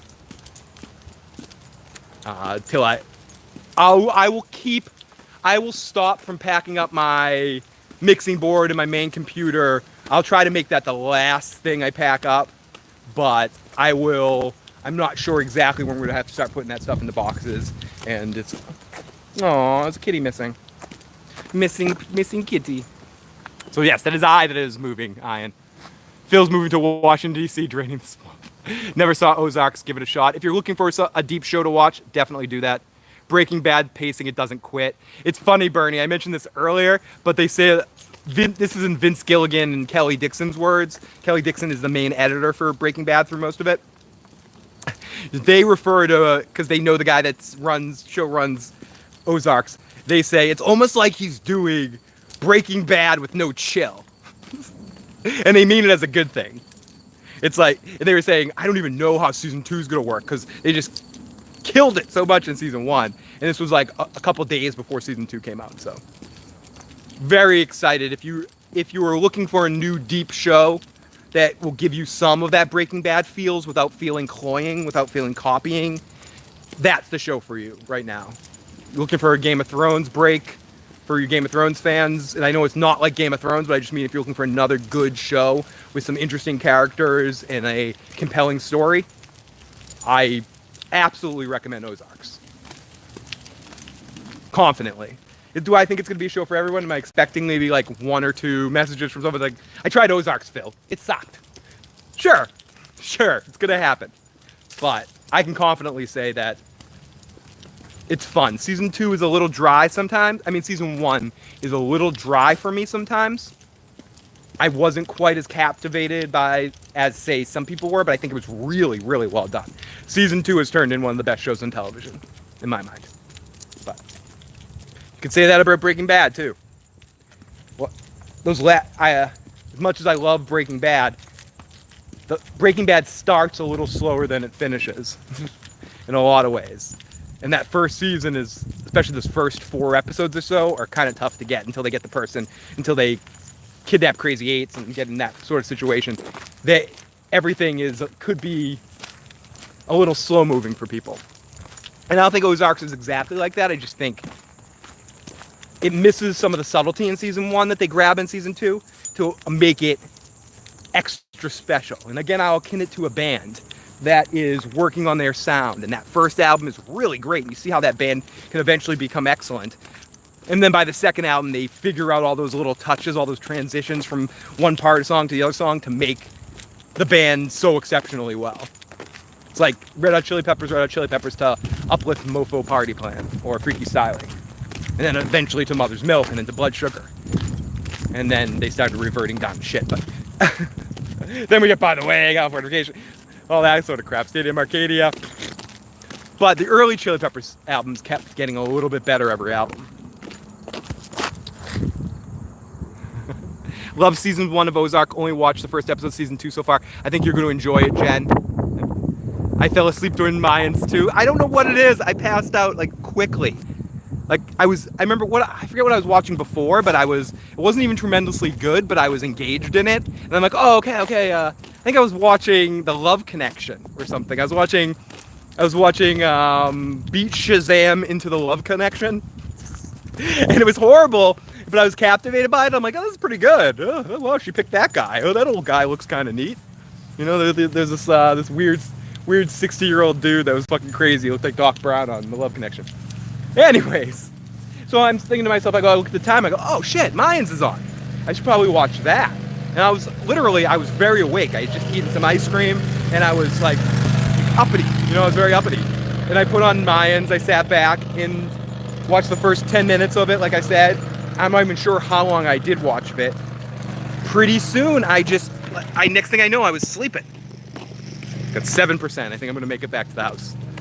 And next thing I know, I was sleeping, and I woke up, no shit, about, I said 6 before, but I'm an exaggerator, about 4:30 in the morning. Like, yeah, I guess I didn't like it as much as I guess I wasn't into it, or maybe I wasn't in the proper mindset. Because I will say that The Wire, which I consider one of the greatest shows of all time, the first 2 or 3 times I tried to watch the very first episode, I passed out. So, what are you trying to say, Phil? Phil, what are you trying to say here? You trying to compare Minds to The Wire? Is that what you're doing? No. I'm saying that sometimes falling asleep to something isn't the perfect dictation, isn't the perfect dictation of whether a show is good or not, right?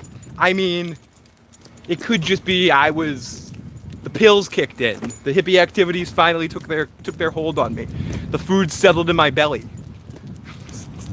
And I had food poisoning. It could be a lot of things.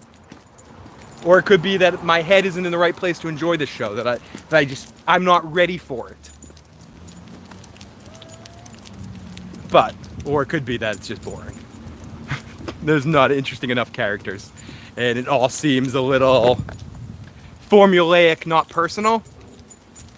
I was thinking about the comedy thing that I kept talking about. And the more I think about it, it's more... Sons of Anarchy right from the beginning felt very personal, right? With Jax, with Clay, with Gemma, with the relationships. You understood them. You understood the base concept. It was using Hamlet as a diagram and then kind of fill in the spots in there. So everything was relatively familiar to people. Even if you've never read Hamlet and Shakespeare, you've seen enough things that borrow elements of it that it feels relatively familiar.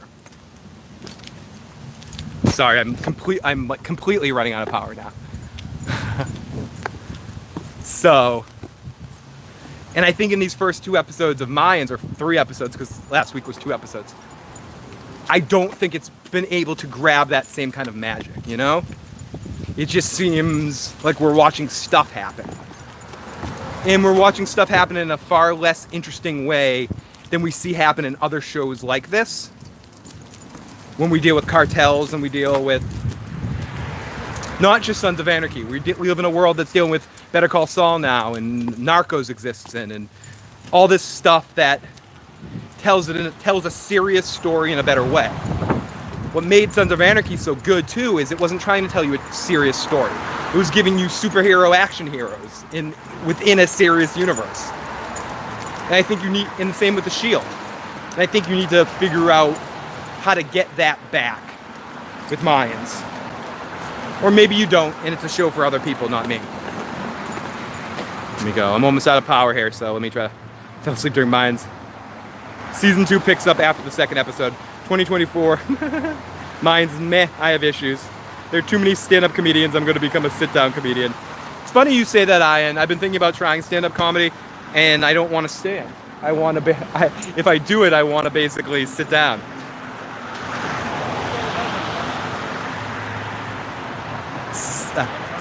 Mayan seems to have too many agendas going on at once, and the agenda isn't to tell a good story. Sugar their gas tank. Dworkin! Great to see Dworkin. Anything with Tom Cruise is cheesy and creepy. Days of the Hunter was better. Top Gun is still awesome. You suck, Phil. I agree. Top Gun, then it sucks now. Few Good Men's awesome. Warwick Davis is taller than Tom Cruise. A few good things Tom Cruise was good. You were the best. No, you're the best, Jimmy. There's a UFO abduction light happening behind Phil. He can't handle the truth. It's all makeup and editing. With Legend talking about Tom Cruise here. Should have let us see the puppers sniff each other. I'm afraid of a fight happening. Screw you, most Tom Cruise 80s movies are awesome. I've lost Jay. Jay is on to the screw you asshole part of the show. I am close to Tom. I'm a close Tom Cruise fan, not a Scientologist, but I do like him as an actor.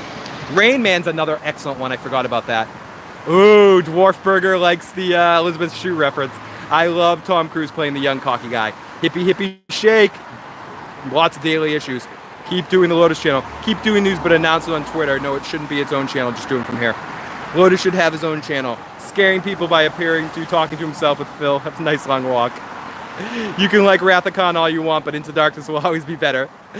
Bernie says Melrose Place better than 90210. Jenna says my husband loved 90210 back in the day. He used to force me to watch it. You were the best. New Trek's almost as bad as new Star Wars. Not too harsh. Nothing's worse than Last Jedi. I apologize. I love you, Mike.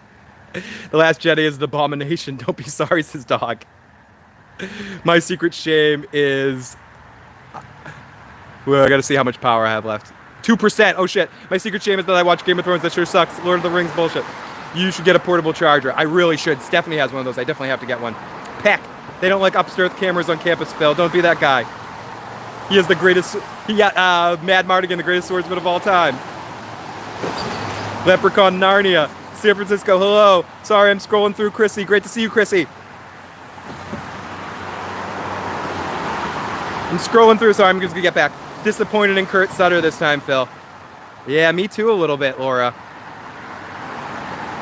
Because one of those hard-powered packs I can have. I'm very close to home, so honestly, even if I get shut off, I wonder, should I do the television with the telephone thing, like when your phone gets disconnected and you're getting ready to say goodbye, do you come back and say goodbye? So I may get disconnected here in a second. Laura, great to see you. I am disappointed in Kurt Sutter because with Bastard Executioner, I could just say he was not used to doing fantasy. Whereas with this one, it's tough. He's in his wheelhouse of The Shield and Sons of Anarchy, and it still doesn't work for me. But yeah, Jay, I do need to get one of those power things. I'm fairly new at deciding to do these kind of live streams, especially for, what am I doing, an hour and a half here? So I will try to be better prepared next time. And also, I started off this adventure at 60% power instead of 100. Someone's smoking some sandwiches right around here. I smell it. 2 tears in the bucket. Bucket. Everybody, it looks like I'm about to get disconnected in a second. I will talk to you guys in a minute or so. I will try to come back just to say goodbye. I've decided I'm going to do the goodbye, come back. I'll be right back. When I'm back. Hi, everybody. I am back. Laura says gave Mayans 2 episodes, and now you're done. Yeah, I don't blame you. I'm almost there, or I'm almost to the point where I'm not going to be checking it out every week, and I'm going to go back and kind of watch the season as a whole. I'm back. Thank you for anyone that did stick around. Sorry for the power outage. I'm back home. Came back to say goodbye and scroll through the chats a little bit one more time. One of those high-power power blankets that you can have my own pockets in. I need to get one of those Chuck moon blankets. Hashtag live stream Phil on my phone looking at Phil in the motherfucking vlog. So more vlog videos. Okay, I get the picture. As long as you guys don't mind these kind of videos, they're really easy for me to just pop on and babble on. So I do appreciate you guys, especially in the next month or so until mid-November when I get the new studio set up. I might have to do some recaps and reviews, especially the ones that are me by myself. This way too, from lying on the floor. Be like, hey you guys. I'm tired now. This is the Philly Issues Guy streams. My issues are I can't sit up. That'd be awesome if I did all my podcasts like that, like lying on the floor. Chrissy, great to see you, Chrissy. I loved both seasons of the Ozarks. I never watched The Wire. I've tried a few times. It is. I think it's one of the best shows of all time, altogether. But I will say, whoa, no, I don't want no back. It's one of the best shows of all time, no doubt. But I do think it's one of those kind of shows that's tough to get into. You need to like force yourself to watch the first 8 episodes. And I think it's episode 8 is the one I'm thinking about. Things start captivating you. And then once you start to love these characters and love the storyline on it, you're into it. But it is formulaic in a sense. It is the dialogue and the way everything's set up. They care more about realism than they do about entertainment on every level sometimes. And I think that, sometimes it makes it, it makes it tough to get into, I think, at times. At the beginning, at least it did for me. But then once I get into it, once I get past that McNulty bunk discussion that they're having, kind of get into the episode and understand the characters, understand what's going on, it rewards you down the road. But it is a tough, especially if you're used to shows like The Sopranos or Breaking Bad or any show that has a little bit more of a snappiness to the dialogue and the quickness to it. The Wire gets there, but you need to fall in love with the characters first and find those moments. So, might be worth giving a shot. It took me 2 or 3 times to watch it too. But again, not every show's for everybody. Brainwashed, good to see you, Brainwashed. This seems to be a longer walk than when we walked back from that party. Steph didn't drive because she went to the movies. Yes, that a 4-mile walk or whatever it was. I think it's because I was dilly-dallying more this time, and I was also drunk last time, so I was speeding, and I didn't have Lotus. So I think that walk was crazier. And I remember you saying that day, Jay, that I need to do more drunk walks, and I agree with that. Phil's rich. Look at that neighborhood. Phil's not walking. Those are butlers crawling with him standing back. Yeah, I wish, Mike. I fucking wish. I've watched about 4 episodes on The Wire. It's on my list. I'll keep trying. I was telling Bernie the Burnt that when I'm done with Mayans, I watched last night. I'm really not liking it. I was saying to Laura, both Bernie and I were mentioning earlier. I don't know when you popped in that we both started watching it last night and had the same reaction when we passed out watching. I don't know if it's a credit of me tired or the show is, or I'm just not feeling the show. There's something I'm not feeling, and it's disappointing me because I was such a fan of Sutter in his first 2 projects, or his first 2 big projects with The Wire and with Sons of Anarchy, that I was really hoping that Bastard Executioner was a blip and he could kind of get back to what he was doing great with Mayans. And I'm not feeling it so far. Maybe I put too much pressure on it, but I don't think so. I think the show just isn't for me, as I've thought these first 2 episodes, really 3 episodes. And I'm gonna give it one more week, and I'm gonna try to rewatch this episode again. But if I'm still not feeling it, I'm just gonna kind of pass and maybe binge watch it one day and try to give it another shot from a fresher perspective. But it might just not be a show for me. Bum, bum, bum. Give Laura Linney, Jason Bateman, get all the awards, especially Laura Linney. She is so good in this role. Jason Bateman is excellent. I've mentioned that before, but she is so fucking good. Holy shit, especially in season 2. She's really good in season 1, but season 2, they take her character to the next level and let her go down roads that I just love, and I can't believe how well it's being portrayed on television. So yeah, such a meaty fucking role for her. And I think if anyone deserves it, like no question, I think Bateman's great. But there's a lot of great performances out there, in the lead male role. I think there's a lot of good performances in the lead female role too. But I think if we're talking about award season, I think she deserves it more than Bateman. Because I'd probably give it to Odenkirk, but that's just me. But anyways, and I think Odenkirk deserves it, or deserves it greatly at this point, and maybe a couple of years down the road, Bateman can get his. But she is next level awesome on that show. She's my favorite character, easily. Destroys it. Yeah, Wendy Bird is badass. Wendy Bird's one of the best television characters ever. And in that, if we're talking about partners in these criminal enterprises, like the discussion often comes up, the Carmela versus Skylar competition of like who was the better character, who was the better supporting force for their criminal husbands. If we're going into that question, Wendy Bird destroys all. It's like Wendy Bird with a fucking with a burst. With a fucking rocket strapped to her. She's one of my favorite television characters in years. Laura's like, oh, please, Phil. Stop trying to give Sutter a break. The writing sucks. The casting sucks big time. It just sucks. You're right, Laura. I'm almost there. Like, I'm so almost there.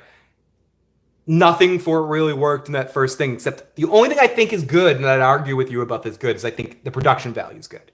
I think if the show looks pretty. It looks like it's well done. But I'd say the same thing about Bastard Executioner. Bastard Executioner looked good. But there's just not that level of entertainment to it.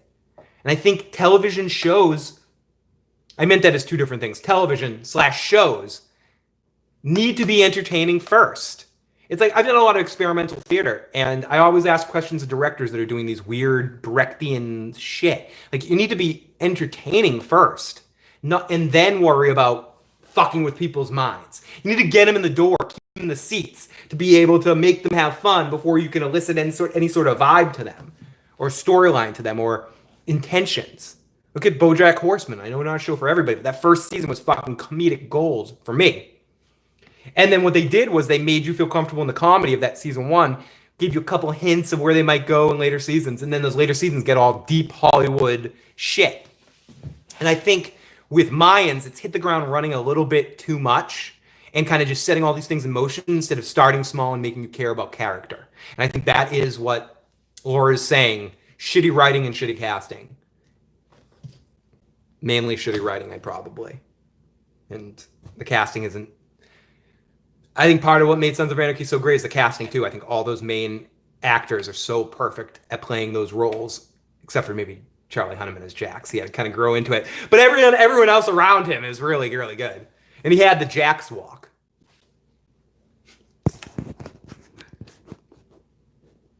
Yeah, Laura Linney is like next level awesome on that show. I've always loved her and other things she's been in, but this shows off her range. Her smile when she's... Don't fuck with me when... Let's talk about one part. There's a one part where a law enforcement officer of some sort comes to their house to talk to them. and specifically talking to her and targeting her for some stuff, like trying to like treat her like a normal person, you know, like she's trying to fuck with her. And without getting too detailed, because I don't want to ruin things, the way she turns that around, which ultimately gets to get the fuck off my property, the way she indulges in it to kind of get her sense of humor, or to make it tickle her humor till it's not fun anymore, and then she's just like, fuck out. And seeing Bateman's reaction to all that as he sees this amazing force, he's unlocked the Kraken of his wife. And since he's unlocked this Kraken and has this Kraken on his side, the way he looks at her like, okay, yeah, okay, I'm not... She's on my side. And she's his muscle, dude. I mean, when it really comes down to it, Wendy Bird is the bird's muscle. And I love it. Love it. Such a great role for her. I'm not even going to give it that third episode. Fuck that. Mayan Sarah Blogger is a great actress, but that part, wife, ex-girlfriend, is not for her. What were they thinking? Every time I say what were they thinking, I want to say it like James Rolfe, the angry video game nerd. What were they thinking? Yeah, some idiot gave Sutter money. Mayans episode 1 should have been listed on Phil's How to Predict What Will Happen in Shows. Yes, it's so predictable.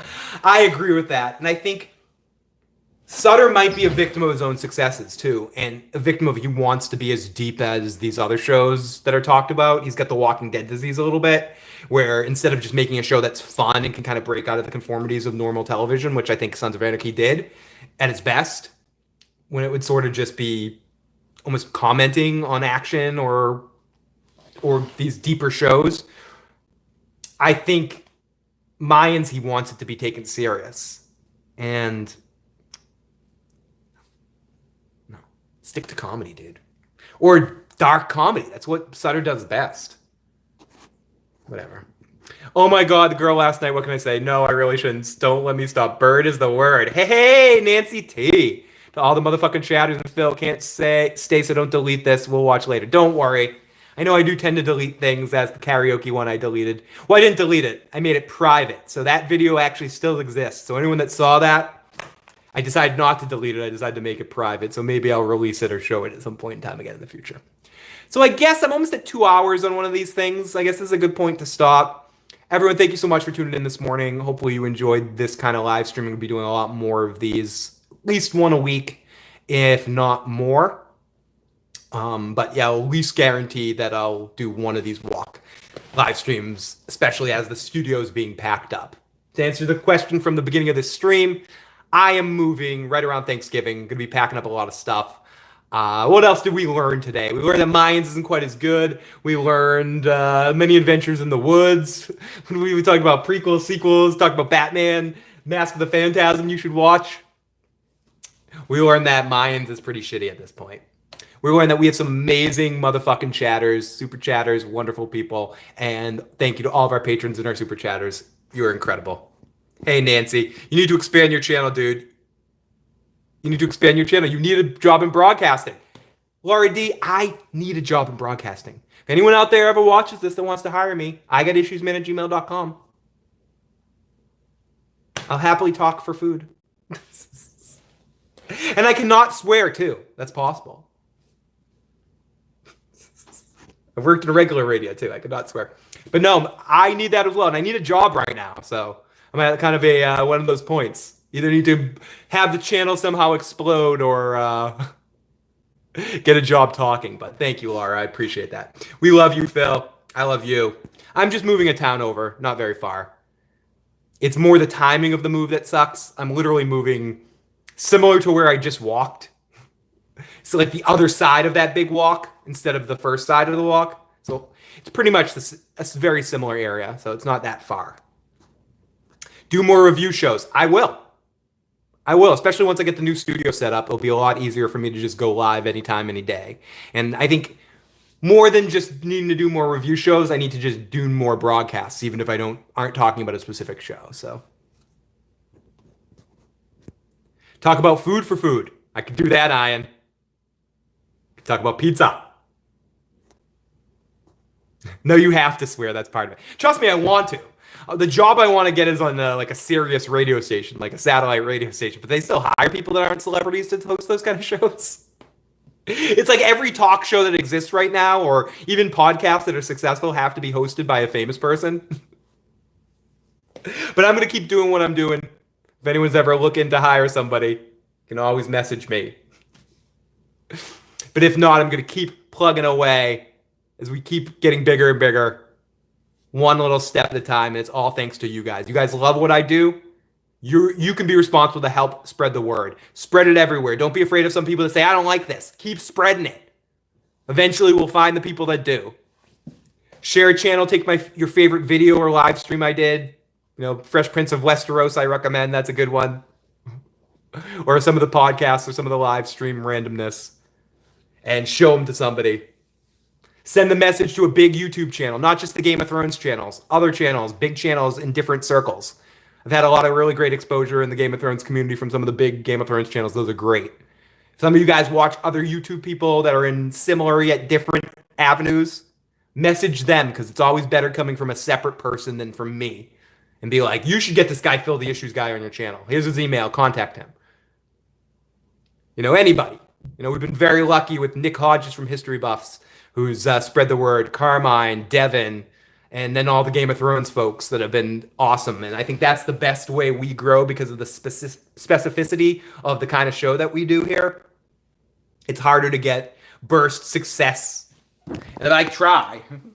But it's always dependent on you guys and anyone that's a fan of what we do to help spread the word. So you guys want to keep me doing this shit? Lock me in like a prison sentence? The best prison sentence ever. Like I'm Bugs Bunny in Space Jam, where I'm tied to the thing to entertain you forever. Keep getting more people. I'm going to keep doing what I do. And seriously, guys, all jokes aside, that's the best way to help us. Even better than Patreon, even better than Super Chats, which definitely continuously help. It's helping siphon in more people to be exposed to me and us and try to make new fans. So I think so much of you guys have already done that. And if you keep doing it, it will definitely help us to keep grow. So everybody, thank you so much for watching us. Ooh, last episode of Castle Rock. That must be out. Anyone watching that? Not yet. Radio is dead. Everyone makes podcasts. Exactly. Radio's dead. Broke is like, wait a fuck. What the fuck? I just left. Watched a movie and I'm back. Spread me like butter, Laura D. Seriously. Every video of these big YouTube guys, share links to my videos. Do all that stuff. If I can get on one of those big YouTube channels, something like that, get some, I think that's the best way to, or big podcasts, not just YouTube either. Podcasts, Twitch, whatever, like any of the live streaming kind of avenues.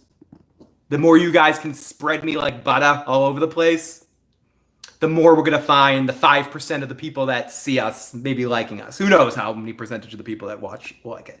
But there's going to be a percentage that actually stick around. That's how a lot of you got in here. That's how a lot of other folks that have been in the past and come in and out depending on the shows that we talk about. They've seen us exposed by other people. So keep doing what you're doing. I'll keep doing what I'm doing. Hendrik says, Phil, you're going to blow up one of these days, I'm sure. Great material. And I your lips to YouTube's ears, buddy. But no, I appreciate the people that watch us being into us enough to care about us, to want to see us grow. And that's what it comes down to. What we do here, we want you guys to feel as much a part of it as we are. So any successes we have, we want you to feel like it's yours as well. So thank you so much to all of you guys that help spread the word. And I think yeah.